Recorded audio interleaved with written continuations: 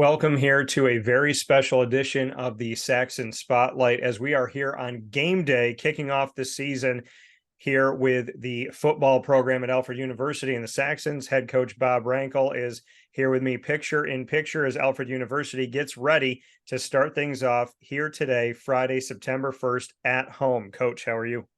I'm doing great. How are you?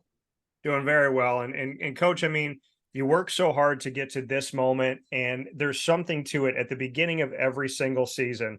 The opportunity that you have for all that hard work, all that training, all the film study to go out onto the field and see these guys put their helmets on, get the pads on, and go hit somebody other than themselves in practice. What's it like for you every single season when you step into a season? I tell you, it never gets old. I mean, it's always every year is different. And, you always feel that energy of game one, and we're excited for tonight. And I know our players are really excited. And yeah, it's a feeling that you never gets old. That's for sure. This is the 25th season for you. This is my 25th season coaching football at Alfred University. Correct. So 25 years, you said it never gets old. Why in 2.5 decades does it never get old? New players all the time, different opponents. And the kids are always excited about it, and they make it fun. So I don't know, if you're going to get into this job, you better do it because you love football and love the energy you get working around the kids. And that's why I do it. So yeah, the day it starts getting old, I'll start selling insurance or something. Do you feel like, I mean, like you said, there's always new kids coming in and whatnot. Do you feel like being around the fountain of youth in a way kind of keeps you young with it? Because coach, I you're wish 20. I wish it did. I don't know. My knees and back don't tell me that. So But you have this opportunity to start off the season tonight, and it's going to be against Hobart College. yep. This matchup specifically, just what you could say about Hobart, about what you see on film, what you're seeing coming in. What is it about this game specifically as we really hone in and put a spotlight on it that you're looking to? Well, I mean, make no mistake about it. Hobart's a very good football team. They play with discipline. They're a physical football team. We expect a great game out there tonight. For us, I think, it's all about doing what we do best. We got to control the football on the offensive side of the ball. We got to play stingy defense. We got to play aggressive and get some turnovers. On both sides of the ball, we want to play physical, but we want to play very disciplined football as well. That's something that we believe in. And for this unit this season, is there a name that you can put to it, like kind of a moniker or a few words to describe what you've seen from these guys? I know during the season it'll, reveal itself, but are there a few words that would adequately describe the student athletes you have for 2023? Family. I mean, that's what I tell you. Like we break down on that every day, after every practice, and it's something that we believe in. We said we wanted to be the strongest cohesive unit that we could be. We said we wanted our team chemistry to be the best in the Empire 8. We do that. We think everything else takes care of itself. So we think we're following the right process, and we think we have talented players. So when you do that, we think we put ourselves in a position to win football games. And we're looking at the fact that we're going to see the debut tonight, and it gets to be at home of Nick Clark's number 32 being worn by Joe Copp. Just what you could say about that moment and why you chose Joe.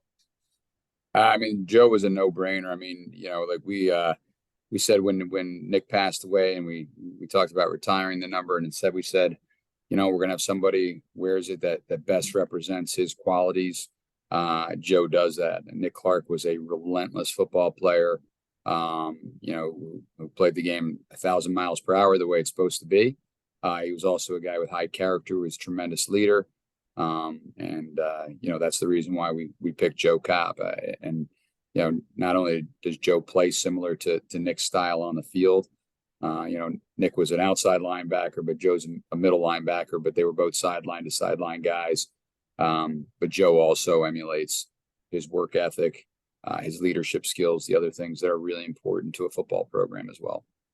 And to go a little bit deeper into Nick, why you felt like it was right to, instead of retiring it, to find someone to wear that number that you feel was going to truly embody and showcase, the values and the level of play and competition and just who Nick Clark was, because there is that, let's honor it by putting it up in the rafters and leaving it there forever. But then there's also the, hey, let's move forward with this. And, we think that Nick would want to see somebody else don this number and to honor him. Why did you feel like it was the right decision to keep it in existence and to find the right person, as opposed to just putting it in a glass case somewhere and leaving it there?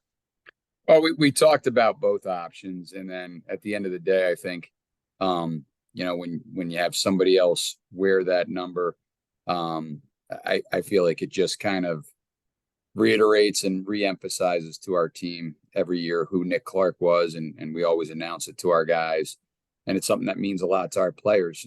All of our guys want to be the guy that gets to wear that jersey. So we felt like it meant just a little bit more. Having somebody represent him every year as opposed to having it just sit in the rafters like that. So can you bring us in, for those that didn't know Nick, to paint a deeper picture of who he was and how he lives on? sure. He was an outstanding football player. And honestly was a part of some great football teams here at Alfred University, was a two-time captain, was an All-American. Pretty much, everything that, you want in a football player, he was, about as physical as you could be. After graduation, he went on to be a state trooper, and was serving his community in that way. Was killed in the line of duty, shot, unfortunately. And that was, that's his story. And that's something that we share. And his mother, Teresa Gunn, is actually an accounting professor on campus, and she's our team liaison as well, athletic representative, which is awesome to have her work with our guys academically as well. And he's just a guy that meant a lot to this football program. And for you, I mean, obviously this football program means a lot to you. Sure. You continue to don purple and gold and to showcase every single season, to the best of your ability, the talents that you have as a coach for Alfred University. You and I've spoken about before why Alfred, and you gave me a beautiful answer. So as we expand on that in 2023, why Alfred right now? Why Alfred today? Why Alfred tonight? Why has it always been Alfred? I don't know. I just think there's a great culture here, and that culture lives within our football program amongst the players. There's a history, there's tradition. I mean, our alumni, I'm very connected to our alumni, and they mean a lot to the tradition and culture here as well.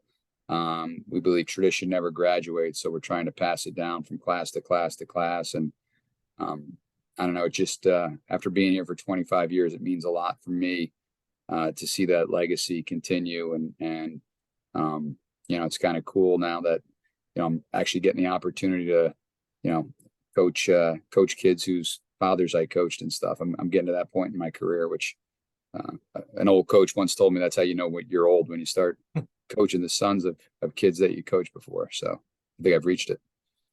And you speak about the people that you get to coach. I had the opportunity to make history with the football team this season. I have their first ever media day broadcast interviews, and they took over the show a week ago. And so we had Parker Evans, Nathaniel Castellanos, aka Nug. We had Gavin Bartholomew, Alex Royak, as well as Jake Kelsey joining the broadcast, Matt Wagner, Max Freeman the fourth, JJ Mundo, Keenan Allison, as well as Amir Massey, Tyreek Ormel, and Danny Quinones, all joining the show on Wake Up Call. When I name off those names, because those are the guys that were chosen to be a part of it, what type of personalities and thoughts come to mind for you of those 12 gentlemen?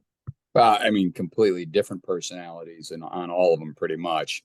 But all good people, all, we talk about, within our football program and creating the proper culture, we talk about character, work ethic, and discipline are the three core values of our football program. And that's what we preach, and that's what we believe in, and that's what we want our players to strive for. And all of those guys that you mentioned, they all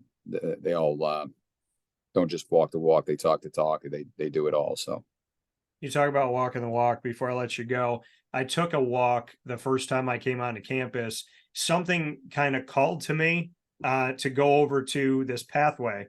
And I didn't know where I was. I kind of just pulled over on campus and I was like, I don't know. I kind of just trust my spirit. And it was like, let's walk down this way. So I went over and I go to this path and I start walking down the staircase with forest surrounding me, and I come down the staircase and I turn to the right. And as I walk forward, I have this giant opening in front of me that has your stadium. As you walk down to your stadium, I've heard people tell stories about, oh, when you go to Beaver Stadium, when you do this, when you do that. When you come to Alfred University and you walk that path and you have no idea where you are and there's trees and brush around you, and you turn to your right and it just opens up into this giant majesty that just showcases nature and the stadium. And then you get to take the long walk down as you look at it. There's something special to that walk.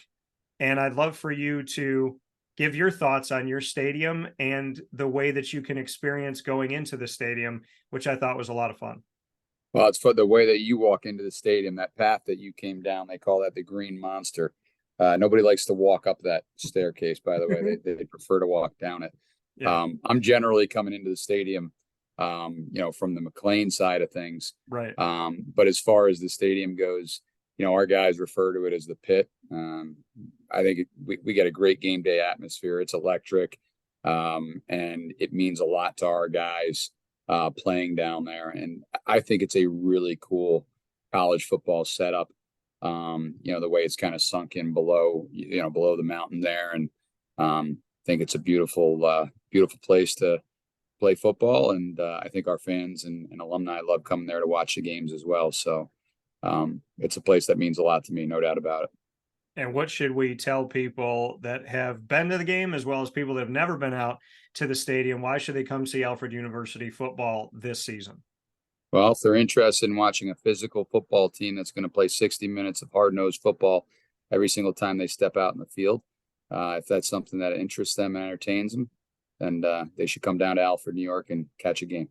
Alfred University, go out and see the Saxons football team this season, kicking off tonight, Friday, September 1st, at home, as they will take on Hobart. So make sure you make your way out to the game tonight, and that game will kick off at 7 p.m. Eastern time. Coach, as always, I appreciate your time. I appreciate you letting me have some time with your guys, and I look forward to talking with you soon.